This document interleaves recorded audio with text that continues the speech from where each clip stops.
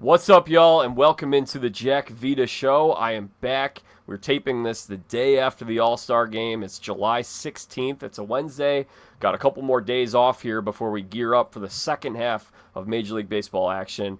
And today we're going to talk a little bit about storylines heading into the second half of the season, maybe some surprises and stories from the first half of the season, and of course, we're going to discuss the All-Star Game, Home Run Derby, a little bit of MLB draft stuff. So I've got a fantastic, the perfect guest joining us today for all of this. He writes for Just Baseball. He's lived out in Colorado, covered the Rockies for a very long time, and just covers Major League Baseball as a whole as well. And he also is a host. He has his own show, Rockies Insider, over there on YouTube. If you want any scoops, anything on the Rockies, he is the guy. Patrick Lyons, welcome to the show. Great to have you back here, my friend. How you doing, Jack? Thanks for having me. Appreciate it. You said you were going to talk about baseball and maybe not as much about the Rockies. You had me when you said not as much about the Rockies because, look, that's what I do to keep the lights on, right, every day, and that can be tough and that can be a challenge, but we're going to have a lot of fun right now. Absolutely. So the tie-in, it's funny, just starting with the Rockies, there's kind of a funny full circle or connection here, parallel, whatever you want to call it. I can't find the right word, but of course, this All-Star Game was supposed to take place 4 years ago in Atlanta, and then instead it was at Coors Field. Now we get it in Atlanta. Thoughts on All-Star Week this year? We'll start with the game. What'd you think of the game last night? Well, the game was overshadowed by the game after the game, right? The Yeah. home run derby. Yeah. I thought the spectacle of everything, they did a wonderful job in Atlanta. And as you said, in 2021, when they moved it to Denver almost last minute, it was virtually seamless at the time in 2021 when they made the announcement that I was going to Colorado. As someone who had gone to a couple All-Star games as a fan, the fan experience is huge for the host city. And I was disappointed because I thought there's no way they're going to be able to put it together, and Denver is going to be essentially robbed of an All-Star game, and they're going to have to wait another 30 years. But the Rockies organization, they actually did a wonderful job in doing it. The only knock was you didn't get specific black and purple and silver uniforms for the home run derby. But otherwise, they did a wonderful job, and I thought everything that went down in Atlanta was fantastic. I loved the home run derby jerseys, and I loved, and I think everyone did, Tyler Kepner of The Athletic did a great description of saying we got the jerseys back with the teams wearing their jerseys, and there was no advertising patch on those jerseys or on the helmets, so the game could just breathe and be. And I thought that was beautiful. It was a good game. I thought it was going to be a rout by the NL, and it was early, and somehow the Dave Roberts, how could you let the AL come back like that? Your mismanagement of the bullpen. Are there people out there that would actually have that opinion, Jack? I don't know, but what did you remember that with the new CBA that there was going to be a home run derby after the game? Yeah, I hadn't thought about it since 3 years ago when that thing got signed. I mean, it wasn't something I thought about. I'll say this: I love that home run derby. I'm kind of out on the main event home run derby at this point, and I've got my reasons why. I think we need to bring what we had last night to the main event in the future, which is we're hearkening back to the old school home run derby. Get rid of that clock, and here's why. I think when we watched that last night, you were on the edge of your seat for every single pitch, every single swing. Each swing carried so much more weight. With the timed event, it turns into a cardio fest. It's like who's got the best cardio. That is an exhausting event. And I can't blame guys for not wanting to participate. I didn't hear anything about players opting out and how it might ruin their swing and stuff until we had this timed event. Do you remember players saying that before the timed event? Maybe not as much. There was, I feel like, a jinx at one point. Like if you participated in the derby, back when it was just straight up swings, that, oh man, that's going to mess your swing up. And it's also tiring. I've talked to guys who've participated in both in the minor leagues back when they used to have All-Star games in the minors. Bring those back. I mean, come on, that's a missed opportunity there. But even any derby that you're in, that's rough on the body and the torque, right? And it can take a couple days to recover. If you've got a second half of a season, you don't want it to have that impact. So maybe there's a balance in there. I do like the home run derby as an event, but you do bring up a really great point and how grinding that can be, especially when you look at Monday night when Junior Caminero, he had hit maybe 6 against Byron Buxton. So he was coming in a little bit fresher than Cal Raleigh, who was in that last group in the first round. So all of his performances, all of his at-bats were really condensed down. So maybe the first couple rounds is, hey, it's a melee to, swing for the fences in a certain amount of time, and you only have so many baseballs to use as well. But I like the idea, as you said, what we saw on Tuesday night, where it was every swing counts. So you're slowing down and you're waiting. So you have to be a little more patient, both as the viewer and, of course, as the hitter. But maybe that's the finals, is you only get 10 swings. So now it's not even so much that cardio piece, as you said, or that power piece, but it's picking your pitch. It's being refined to know this ball is one that I can put over the fence. And I think that might help keep it a little bit fresh in the later rounds of that home run derby. I would just go back to what we did before. And maybe part of it is the fact that those events could go on a little longer. Maybe you get less outs for certain rounds or something like that. But I thought what we saw last night was great because I was on the edge of my seat every single pitch, every single swing, and you're like, is that going to go? And I think back to Chris Berman calling the Derby with his back.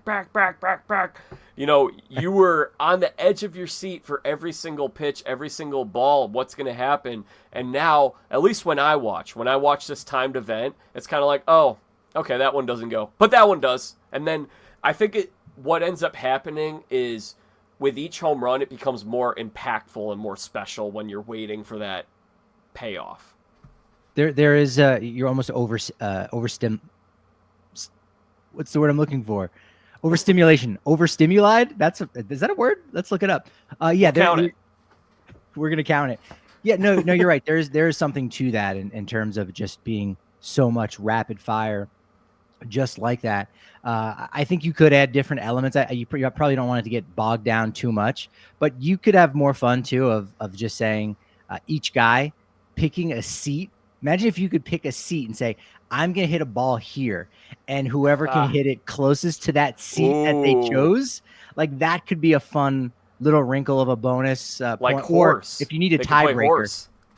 Yeah, that could be fun. Like there's still a lot more that could potentially, be done with the Derby. But I have heard a lot of people saying that it's just too much. Like you're just too much stimulation going on with the split screens. It can be hard to track. I remember in 2021, covering the game, obviously at Coors Field, and there would be two baseballs in the air at the same time. I can remember Trey Mancini in particular, where he would hit one, and then basically once the guy throwing him batting practice, turned his head back, he was throwing another pitch.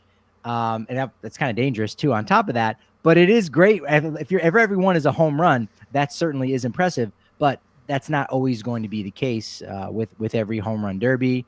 You can dehumidor the baseballs as well to make sure that they're extra juice. Ooh. We don't know that that's not already the case, right? But I thought it was a good event, and I was worried that the heat in Atlanta and that humidity could have been too much for the guys, but that didn't really seem like that was much of a factor, thankfully, both on Monday night and Tuesday for the game.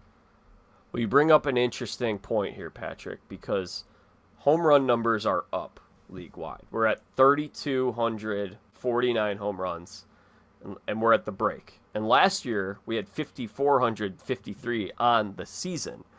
You've got guys with home run totals in the upper 30s. Cal Raleigh has almost 40 home runs at the All-Star break. At what point do we ask the question, is there something going on with these baseballs? Because I have a little something from personal experience, but I want to hear what you have to say first. Yeah, I know Dr. Meredith Wills does an amazing job breaking down, baseballs literally and figuratively, where she will get samples from games to look at them because, these baseballs are manufactured in plants and they're stitched by hand. So there is some variation. Now there's a window in which the baseball needs to qualify. It can't be, the laces can't be too high, can't be too low, et cetera, et cetera. But there are people that are out there, common folk, not working for MLB.com or just MLB in general, that are looking into those things to find out, is this one of those seasons where the baseball is a little bit more juiced? That being said, that can happen and it be unintentional. We also can say that in the past, there could have been seasons where the baseball was juiced and we didn't know it, intentionally or unintentionally. So, even if that were to be the case, that yeah, there's something going on with these baseballs and they're flying a little bit further than normal. That shouldn't necessarily take anything away from anyone's individual feats. If you think about Roger Maris was hitting 61 in 1961, he had the advantage of playing 8 more games than what Babe Ruth got to play. He also played in a season in which the American League expanded by 2 teams. So there was an extra roster of pitchers that weren't very good, that were basically AAA pitchers that he hit against. Any of Babe Ruth's records, that was all before baseball was integrated. He played against just white players. So understanding that context in a lot of ways can allow you to, inflate or deflate or feel better about a guy or, knock someone. It's an element, it's a facet it's worth talking about. But bottom line, got to give credit to these players for how good they've been, even if the baseball is, maybe a little bit juiced. We'll find out. Dr. Meredith Willis will definitely uncover that if there is any truth to it. So, have you felt a ball this season? I'm curious. Probably, but I can't remember noticing anything or looking for anything. I know this weekend when I get back to Coors Field for a week of Rockies games, I'll poke around. There's plenty of former big leaguers that are there, and I can follow through on what you're about to say next and say, hey, my buddy Jack pointed this out. What are your thoughts? So I'm covering a game. This is at the end of spring training. It's technically spring training's over. It's an exhibition game at Chase Field right before opening day. Like either I think it was their last exhibition game. And there's a foul ball that gets hit up into the press box at Chase Field. And it hits the table in front of me. So it hits lower part of the table. I go up, I pick it up. And I've got this baseball right here. Now, you're not going to be able to see anything different with this because it's on a webcam. However, I looked at this ball with some people, and they said, you know what? This ball looks a little different. It feels a little different. I will say one thing is it does feel like it's easier to grip. It's like a little stickier, like it fits your hand well and like it's easier to grip. It feels like it's got some kind of not spider tack, but just some kind of texture on the ball that makes it easier to grip, which I believe they have in Japan. I believe the baseballs in Japan are like that. Now, I compared it to this ball that I have. This is from an Arizona Fall League game a couple of years ago. Now, again, you're not going to be able to see it, but with this ball, this is the one that I got, and we don't know if this is something that they're playing with this season. This is just something I got from an exhibition game. What I noticed is the seams, it seems like they're a little tighter. They seem a little closer together on this part of the ball. And it kind of just feels like a little bit smaller, maybe because it's wound a little tighter. Again, we don't know if this is a baseball that they're playing with. This is just my own observation. I've had some other people who pointed it out without me saying anything about it. They just looked at it and said, this baseball looks a little different. That's something I'm curious to see. Yeah, it's interesting because sometimes it does take a minute for information like that to kind of make the rounds of, so yeah, we've been playing with this baseball that's been a little bit different. No one's asked the right questions. Also, we don't necessarily want to, poke that bear, or it's just part of the game. The other team is playing with the same, issues too. It's something at Coors Field because the humidor is used and you are playing at elevation. There are variations in baseballs, and some guys have talked about it, others haven't. It's one of those events where it probably happens a lot more than gets discussed. At the beginning of last season, the home opener, Pete Fairbanks blew a save, gave up a grand slam to Ryan McMahon, a walk-off grand slam on the home opener. And Pete Fairbanks said, yeah, there's something off about these baseballs. I don't know if it didn't get in the humidor. There's been other players saying, like, the baseball can be a little bit cold. So there are those, variables that come with baseballs that, is just part of the game. But as we know, Major League Baseball has altered baseballs in the past, and they have made it where it's been a little bit more favorable to the hitter versus the pitcher. And I think with some of the rule changes that we've seen in the last couple years, offense is what sells, not home runs exactly. I believe their studies show that fans want to see runs more than they want to see home runs, because a home run is one singular play. It happened, it's over. Whereas a guy on base, that keeps that pressure on, that keeps you on that your edge of your seat. You're looking for contact, you're looking for action, and so it sustains a little bit more. And those 3 runs take a couple minutes to get across the plate versus it happening in 30 seconds. So it'll be interesting to see if there's any players that have noticed that, if that is something going on with this batch of baseballs. But I will definitely poke around and get back to you, Jack.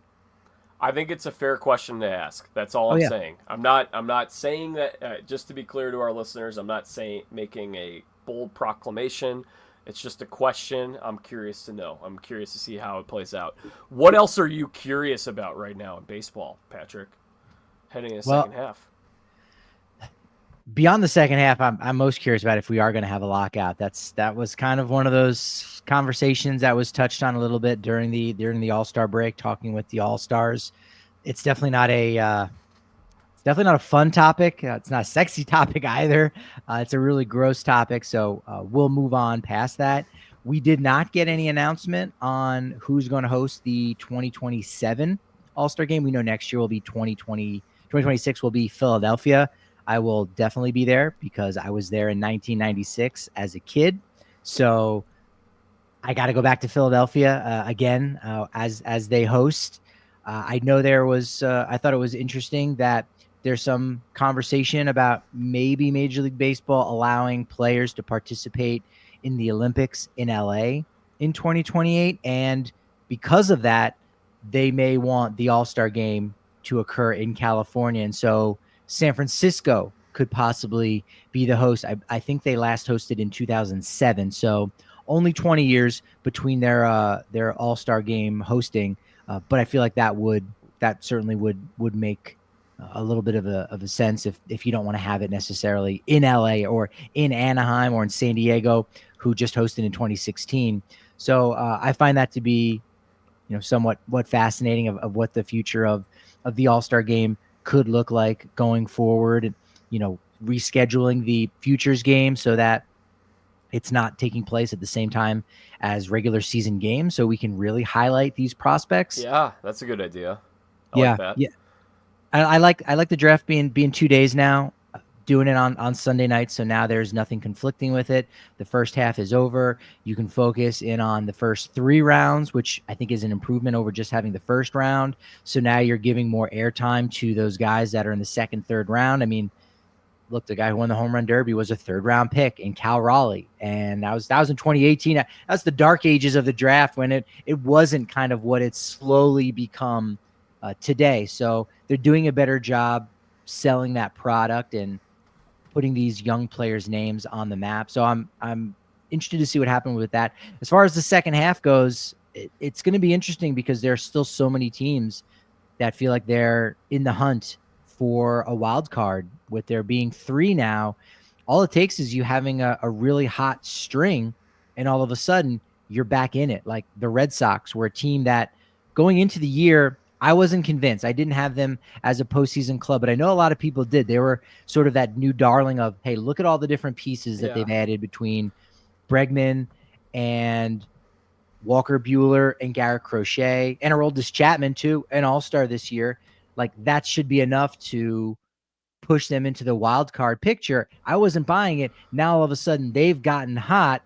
Comes on the heels of after playing the Rockies, who are very much a get right team in baseball, and now they're right there, and you have to say, okay, the Red Sox are in it. So there's more teams that are trying to fight for that third wild card spot than years prior, and I think that's just better for baseball because it keeps more fan bases glued to their TVs, focused on what's happening, and it means there's less teams and less fan bases and less cities and regions around the US that say, okay, I guess I'm ready for the NFL season because my team is totally out of it.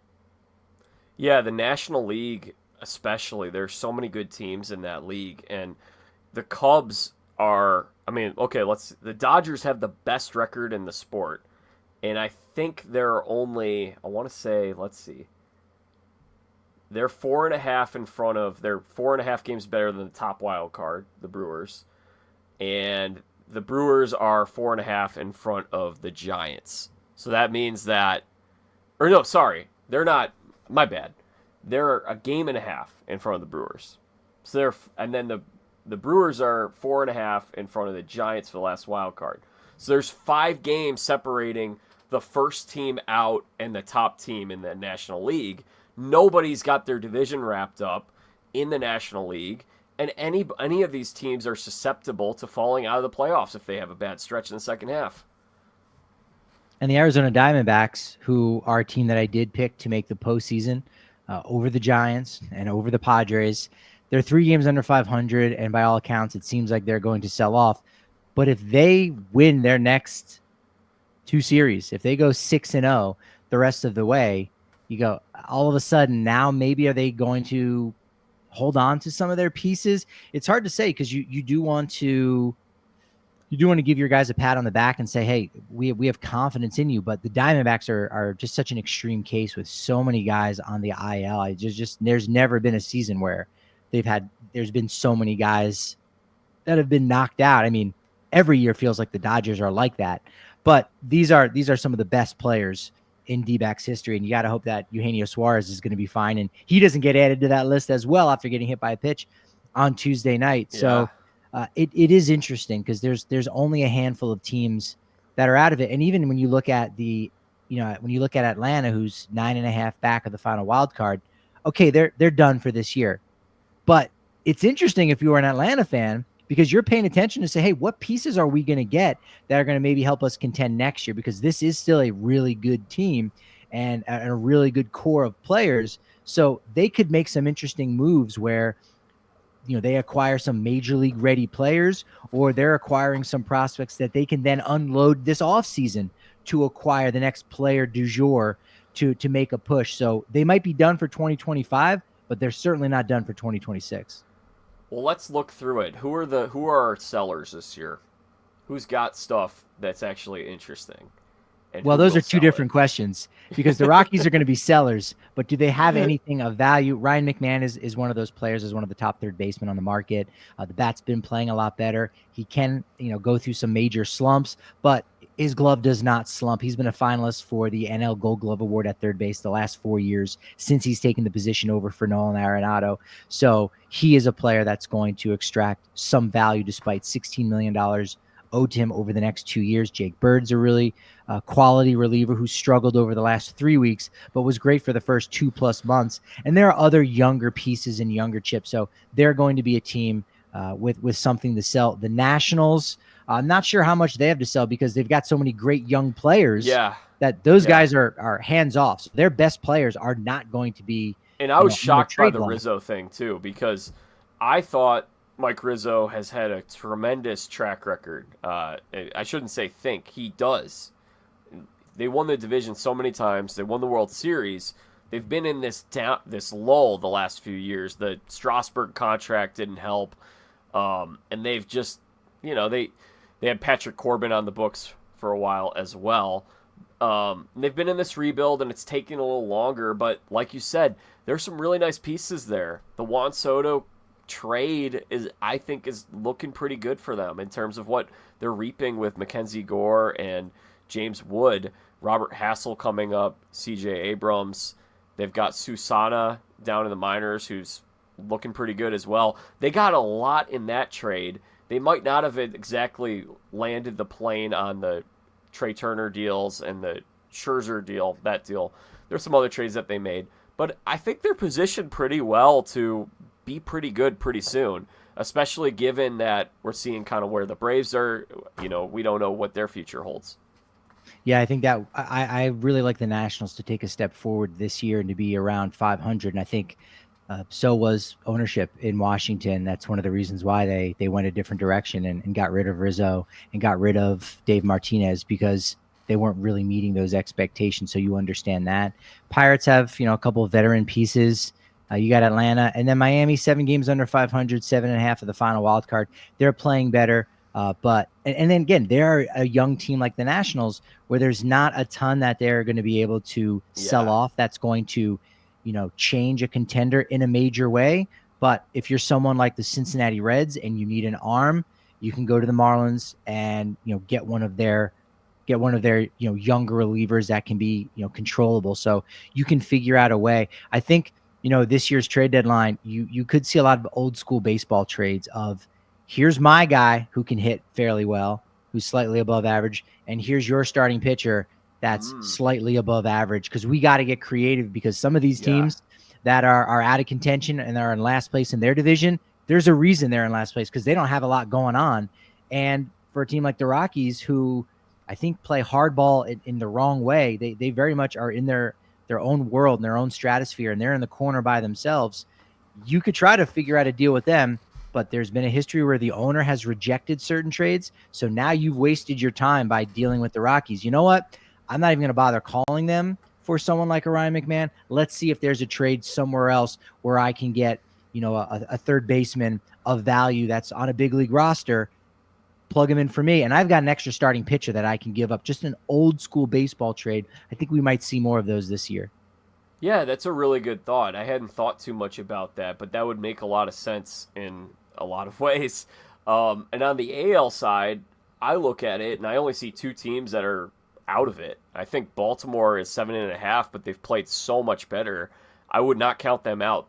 I like Baltimore. I think I'm not expecting them to make the playoffs, but I'm not expecting them to sell off. Obviously, we have to see what happens here over the next 2 weeks leading up to the deadline. But really, it's just the A's and the White Sox. And I feel like with the A's, you run into the same type of thing with the Marlins and the Nationals, where they got some nice young pieces, and those guys aren't for sale. Luis Severino will probably go. I don't think he wants to be around. But other than that, I don't think Sacramento is going to be dealing much. And then the White Sox, there's not much there. They're like the Rockies of the AL. Yeah, it's true. Yeah, it is interesting how those teams that are on the outskirts just have so much less than in the past. I don't know if it's that, or again, this idea that when you've got 3 wild card teams, you've got more teams hanging around. So someone Right. like the Minnesota Twins at 2 games under 500, like, stop and think about what I just said. They're under Yeah. 500. That's not a playoff team. Typically, when we in Major League Baseball in the past, again, you're winning 90 some games, not 81 games, and yet when you're on a virtually a 79 win or 80 win pace like the Minnesota Twins, why are you thinking about October? You shouldn't at all. And yet, because of this system that we have in place, that is allowing teams like that to say, hey, wait a minute, we're not that far off the pace. They're only half a game back of the Rangers, who are in that 5th wild card spot. There isn't a 5th wild card, but you understand what I'm saying there. So Right. you're there, and you've got 3 games against the Rockies coming up in Denver, where the Rockies have fortunately have not actually played very well. So those are teams where in the past, Byron Buxton maybe on the trade block. He does have a no trade clause, but maybe he's out there. Joe Ryan, there, Carlos Correa, maybe Minnesota needs some kind of reset. I'm sure he's got some kind of no trade clause. But there are some really good players in Minnesota that are now, almost off the market unless there is some kind of creative trade that they feel like they are winning out on. And that just changes the math in so many ways at this year's trade deadline. Yeah, and Cleveland loses 10 games in a row, and they're still only 4.5 games out of the playoffs. It's true, yeah, and they're a team that you can never count them out. They No, always end up never. finding a way to get it done, and that's where this next 2 weeks is.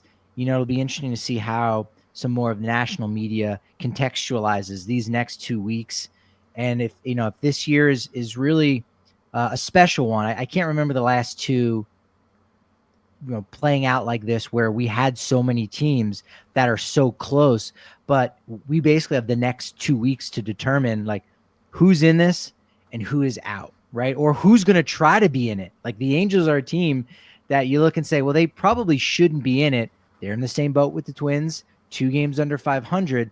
And yet the Angels always want to be in it. They always try to be in it. So they might push all their chips to the middle of that table and be in it. And, it remains to be seen what will happen in the final 2 months of the season, but they might deem themselves as one of those contenders and make an aggressive trade to acquire someone for their playoff push. And realistically, you hear fans talk about their teams and say, "Oh, we're going to get better at the deadline because we're going to get another couple pitchers, or we're going to get." In the Cubs case, the Cubs need some pitching. Maybe they're the team that tries to make that Ryan McMahon trade. They could use Matt Shaw in more of a utility role and have more of a mainstay at third base. But the reality is, there just isn't that much out there. Like we just ran through it. We talked about the potential teams that could sell. There isn't some kind of ace that's available. Justin Verlander 2 years ago was somebody who was available, and the Astros brought him in. I don't see anyone of that caliber. I think it's going to be more of guys who are going to eat innings for you. And then you have the other fact of everybody's going to want pitching. You've got like 20 teams that could be trying to make trades to better their team. So it is 100% a seller's market. If you are in a position to sell, it could be a good year for you to get a nice little return on some pieces that might not be extremely valuable in the grand scheme of things. No, it's true. Like the Royals are, I think they just acquired someone on Wednesday morning, not of major consequence, but all right, they're trying to get a piece to decide if they're going to, be in this or not, especially after last season going to the postseason. So they've got that the taste of blood, right? They know what it's like, and they want to get back there, and they're not that far away. And when you have an opportunity, you need to go for it, right? So, do they make someone like a Seth Lugo available, and you say, oh, that's a guy that fits in, pretty nicely. On some teams, he could be their number one starter. On others, probably more of a number two in general, classically speaking. Like that's a big piece right there that a team could acquire. I've seen some people speculate that Boston could maybe even look to trade someone like an Alex Bregman, who they just got. Jarren Duran is already out there. So, there are all-star players that are on teams that are on that cusp. And when you go down the list of teams that are definitively out of it, you're right. There's not great players. I mean, when you go to the Marlins, Sandy Alcantara, he's not Sandy Alcantara yet. This is his first full year back after Tommy John surgery. So that's no surefire thing by any means. The Orioles, they've got Ryan O'Hearn, who was an all-star, but would he have been an all-star if Rafael Devers wasn't traded to the National League and his 1 million+ votes in phase one weren't totally wiped away?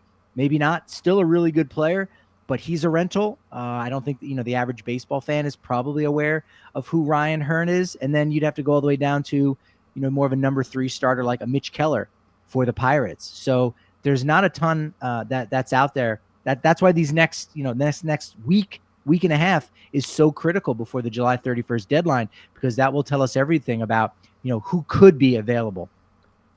Patrick, were you a Bill Simmons reader back in the day? A little bit.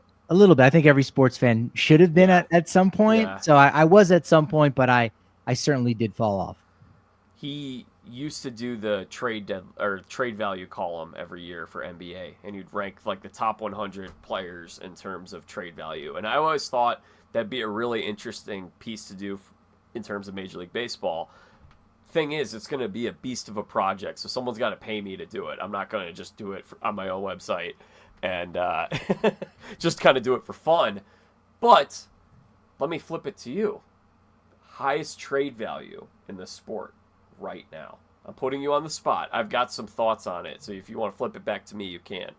But right now, who's got the highest trade value? Amongst guys that are going to be on the block, or just in general? More of an off-season question.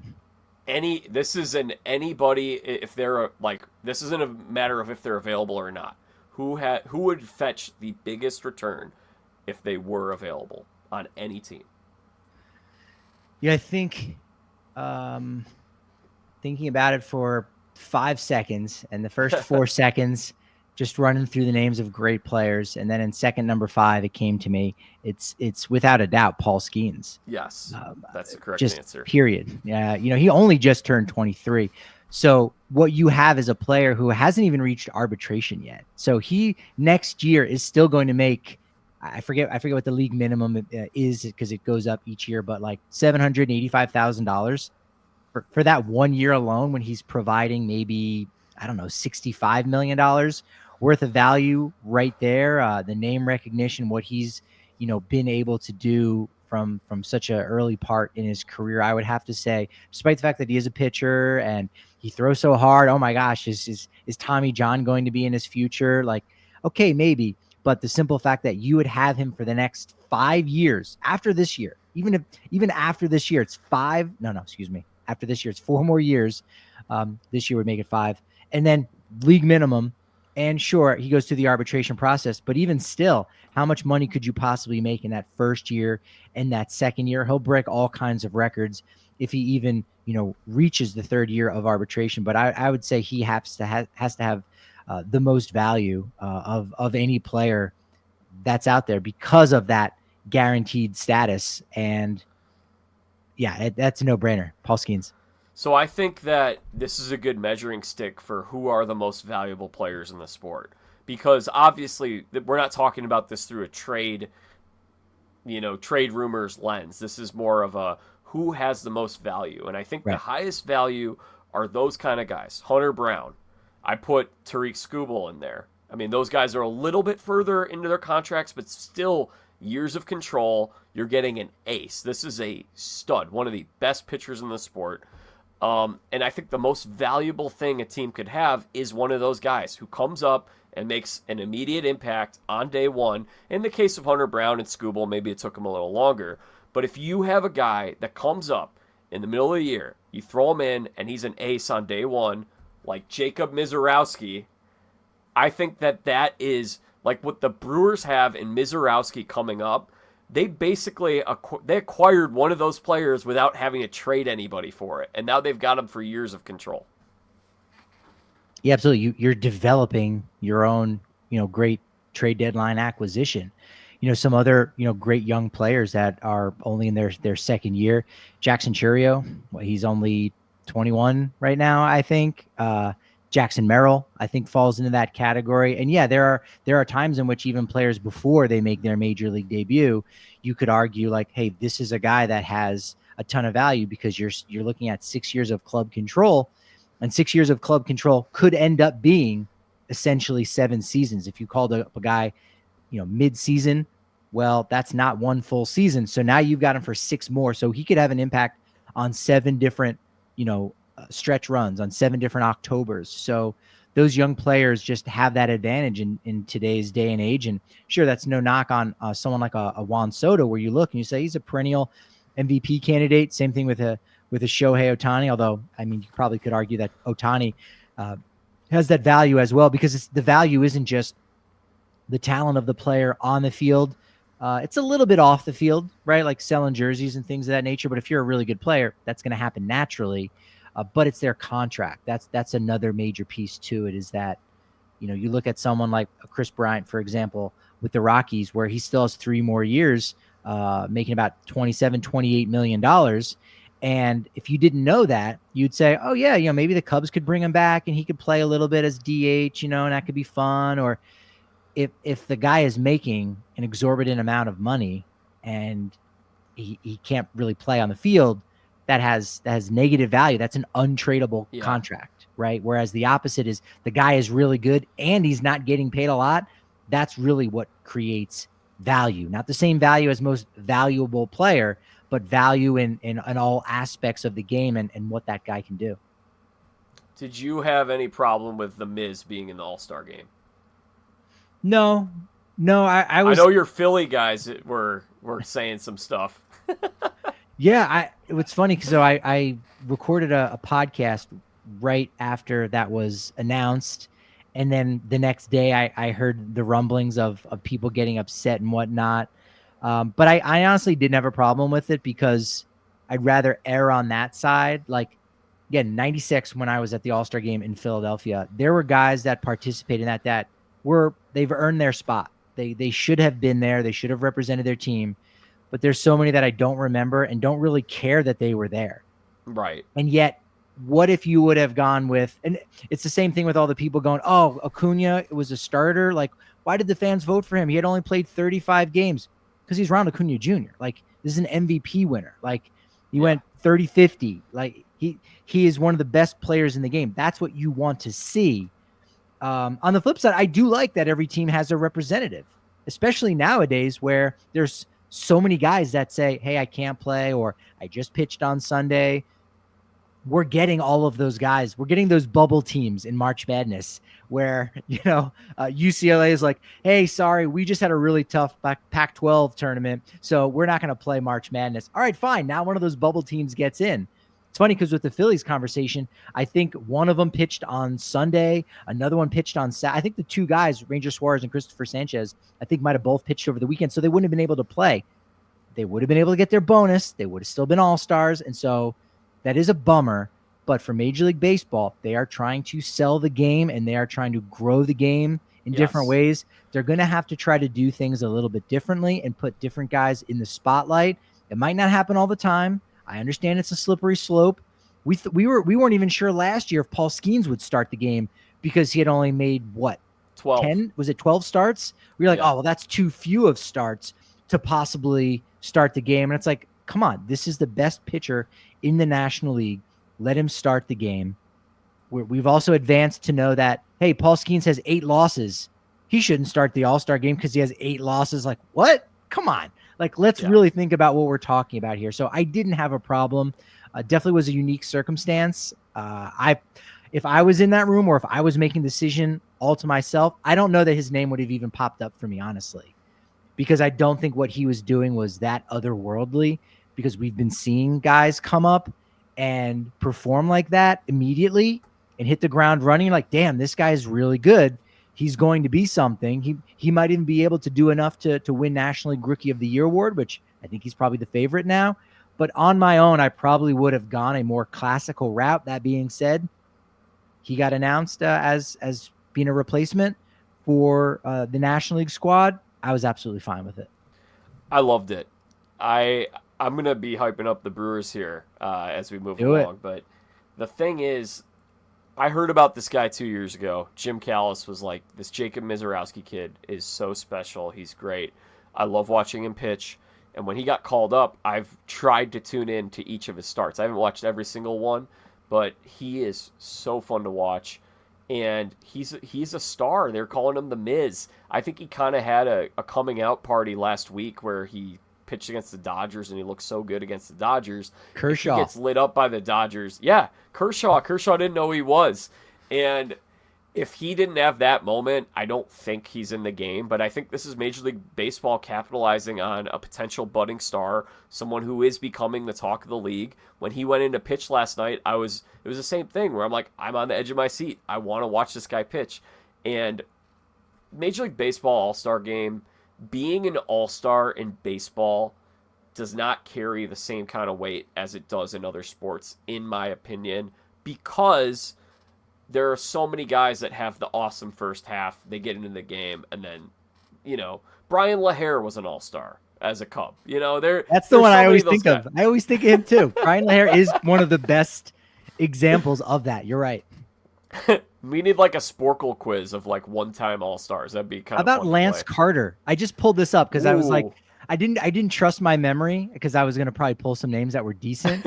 I don't even know if I've ever heard of Lance Carter. I'm not kidding. He was an all-star for the Rays in 2003. Aaron Crow, vaguely remember him from the Royals. Like, again, these guys are, deserve to be all-stars. Jesse Crane for the White Sox in 2013. I remember him, having a couple really good years out of the bullpen. But, again, if you are in Jesse Crane's family and you weren't an all-star that year, that would suck. But for the rest of the baseball-loving world and anyone that would attend that year's All-Star game, there would have been maybe somebody with, a little bit more shine. That being said, I think what we have right now is a perfect balance, right? Fans, go ahead and vote in the name recognition guys. And if you want Mike Trout to be there, even though he can't play because he's hurt, that's fine. You want to see Mike Trout. You want to see future Hall of Famers. That's another reason that was great that in the most recent CBA, the commissioner gets a pick.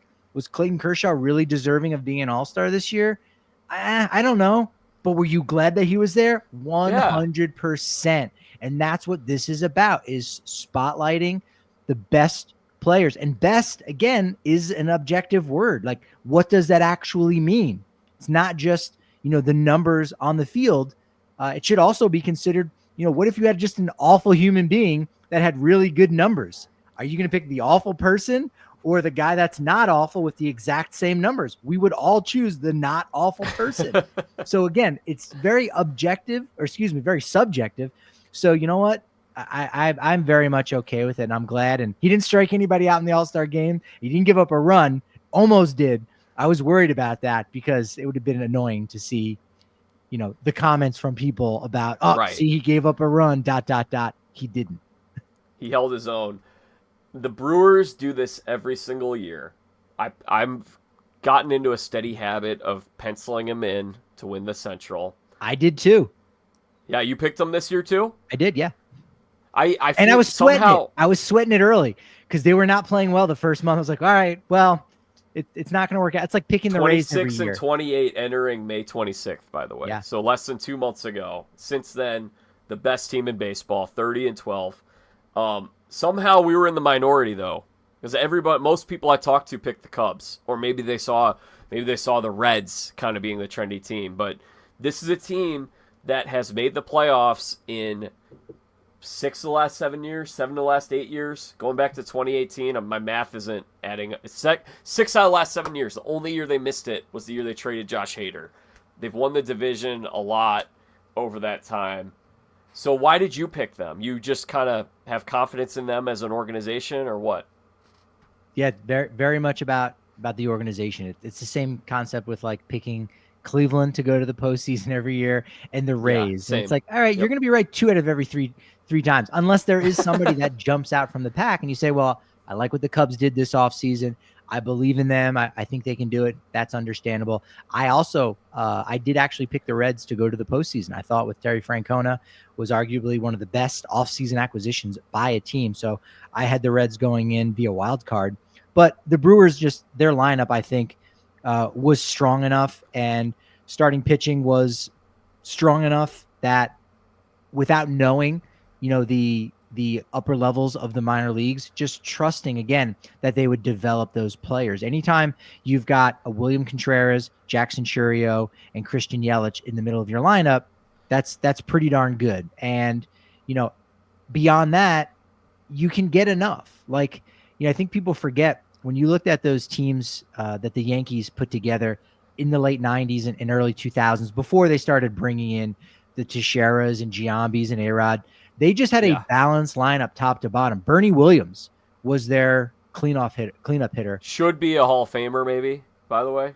Yeah, I mean, he's a guy that I think some newer baseball fans probably go, I've never even heard of this guy, right? Because he wasn't flashy. Like he's a dude that in the offseason, he's playing the guitar. Like he's probably won a Grammy player too. Yeah, like he's a great guitarist. So, that was just a balanced lineup. And I think the Brewers are one of those kind of balanced lineups, and they're a great organization that is able to develop players. So they just, ticked off all those boxes. The Cubs, they bring in players, and there are teams that do that where they bring in players and they're just not able to mesh well. Like the Angels are probably the prime example of that. That being said, who's the Cubs manager? Former Brewers manager Craig Counsell. So you got to throw that out the window a little bit and say, you know what, the Cubs are supposed to figure it out in 2024. It didn't. That increases the likelihood that it's probably going to happen in 2025. It is, happening now for them a little bit more, but still, I just trusted what Pat Murphy was able to do, the manager of the year last year, unanimously. He got my vote, and he got the vote of the other 29 in the National League in the BBWAA. The rotation is solid, adding Jose Quintana, who's just one of those mid-30s lefty veterans that you can always count on for like a mid-3 ERA. It's guaranteed. You're going to get Brandon Woodruff back.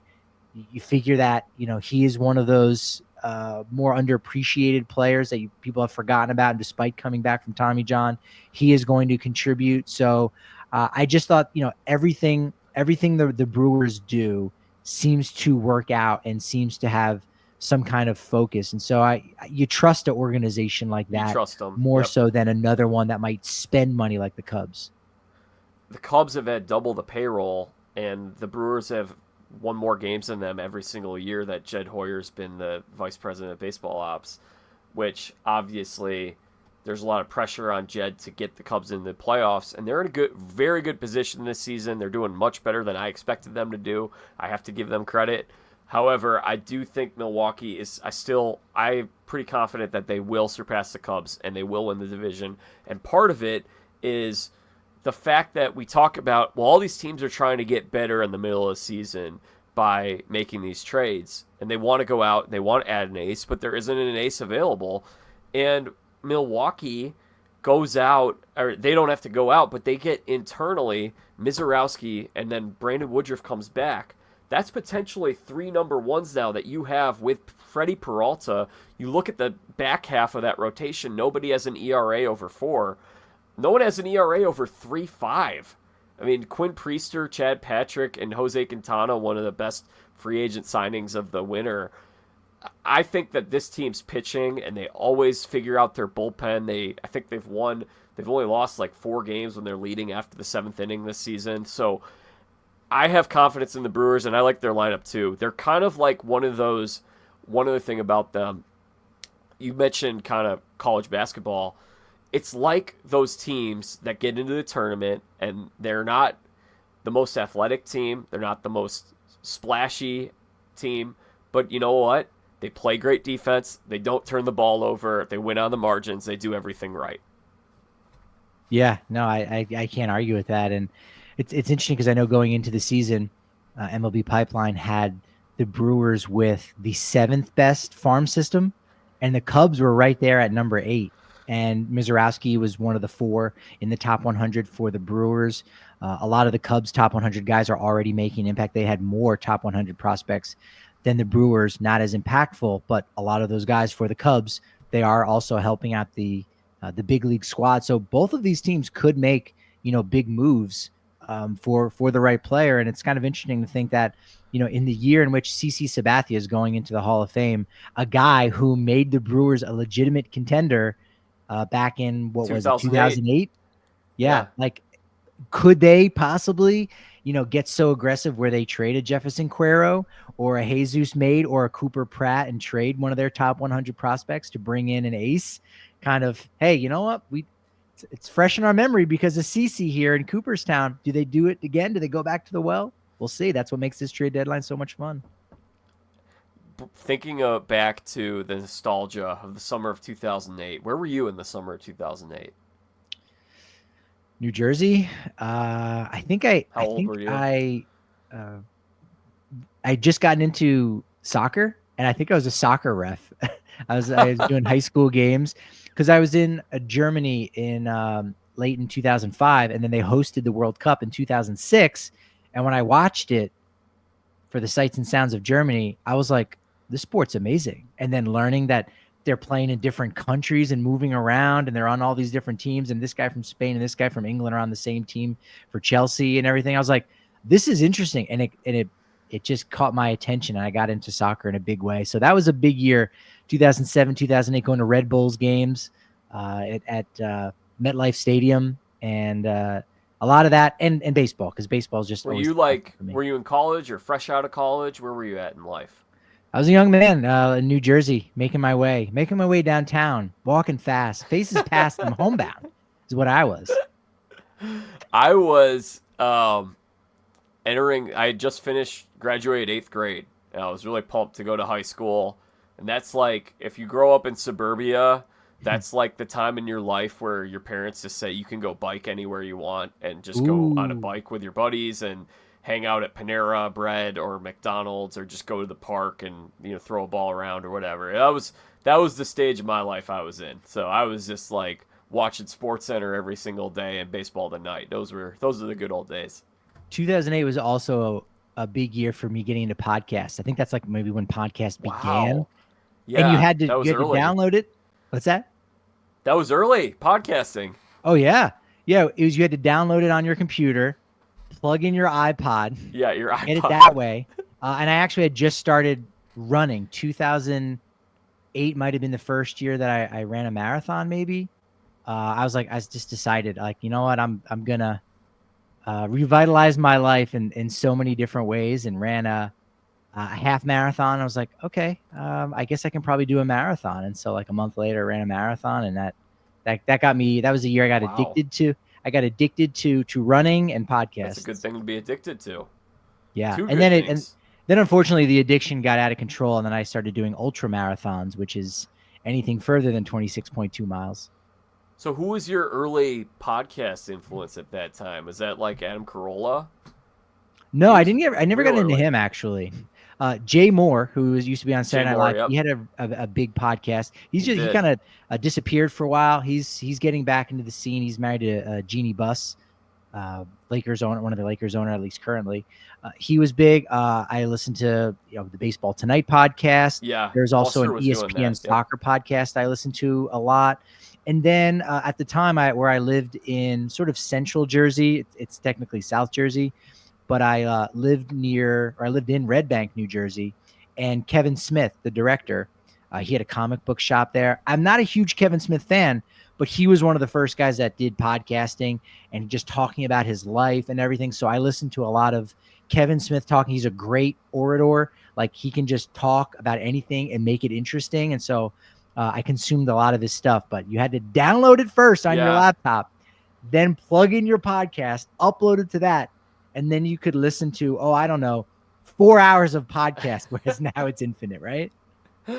yeah, and Bill Simmons was obviously doing the I think he called it I for the sports guy or something, Ion Sports Guy or something like that, and then he switched it to the BS Report. So he was in it early, and I think my first podcast that I got into was Rob Has a Podcast, Rob Cesternino from Survivor, breaking down reality TV stuff, and that That's was cool. back in 2011. So what I would do was sometimes I would download it to my iPod, but if I didn't want to wait, I'd just like click on it on the web page and listen to it either on iTunes or on the browser. And now, we're going to finish recording this in a little bit. I'm going to hit a button. It's going to go to YouTube and it's going to be available for all to listen to. And you're doing your show live. So it's crazy just how much this tech space has changed things. It's true. Yeah. Anybody out there, here you go. We're gonna inspire someone today, hopefully. But yeah, it's a lot easier, I think, than people realize. The hardest part is talking, and the hardest part is when you have a guest on, or if you're just talking with a friend, like we are today. It's yes and. You're like, maybe I want to go in this direction, or what am I going to say? I don't know, but yes and then just saying kind of what comes to your mind, and the more you do that over time, the more it just becomes easier, and the more comfortable you'll get in front of a camera or behind a mic, and just do it. Just create content, talk. It's fun. It could be anything. Think about something that you're interested in that you'd like to inform others on or talk about, or maybe it's something that's more lifestyle based and it's funny. But I think there's a lot of room to try to create stuff for markets that there aren't that many podcasts about things. So get True. Yeah. creative, get out there. Yeah, it's true. Just try it. And that's the other thing too. If you fail, guess what? You at least tried it. That's the nice thing about failure, is that means you've tried it and you don't have a regret now, right? You've learned something from it. Hopefully you can take something there and then use it somewhere else. Maybe even if you're just recording your voice for a podcast and there's no video and no one is interested in your podcast on, detailing the artists behind the scenes who make bobbleheads. That's a podcast. Yeah. That could be a podcast.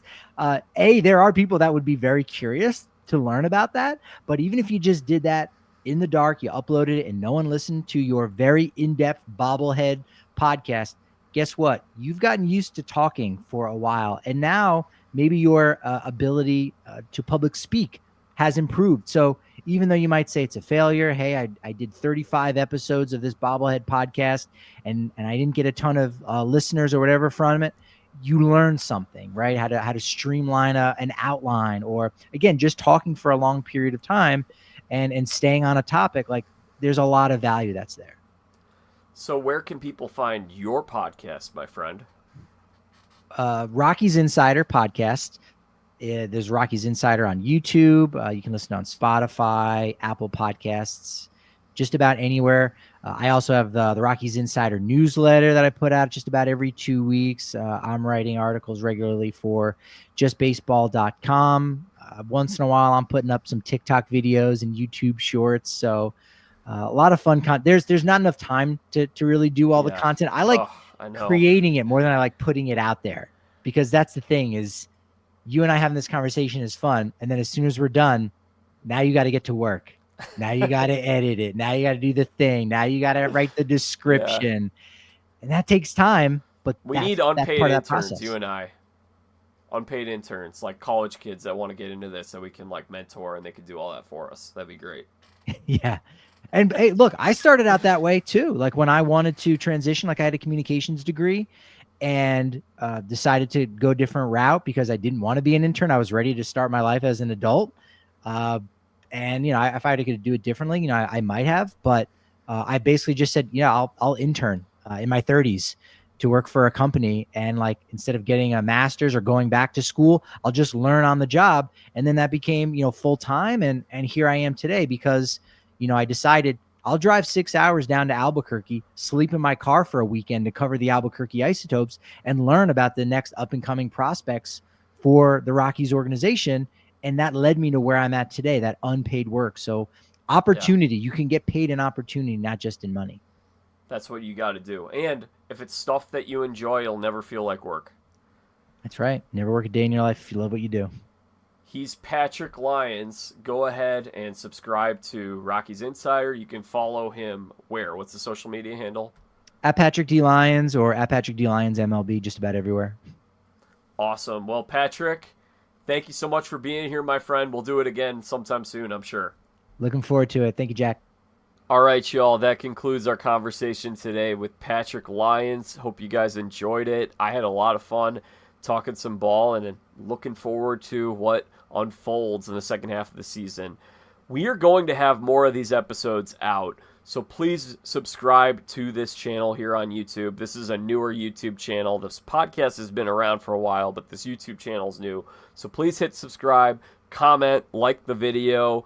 Would love to hear your thoughts. Who do you guys think is going to sell at the deadline? What's the best asset that'll be available? Love to hear your thoughts. Would love to hear what you guys think about the home run totals as well.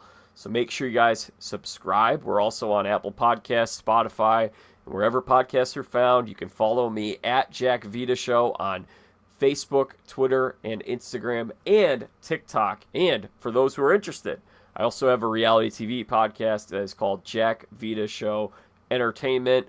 Just taped an episode discussing the start of the Big Brother season. Rachel Riley is competing on Big Brother, and her sister, Alyssa, she joined me to talk about Rachel and her time, a little bit of her strategy going in. So that was fun to get her thoughts. We will be back again soon. Like I said, make sure you guys subscribe. And until next time, I'm Jack Vita. Bring in the dancing lobsters.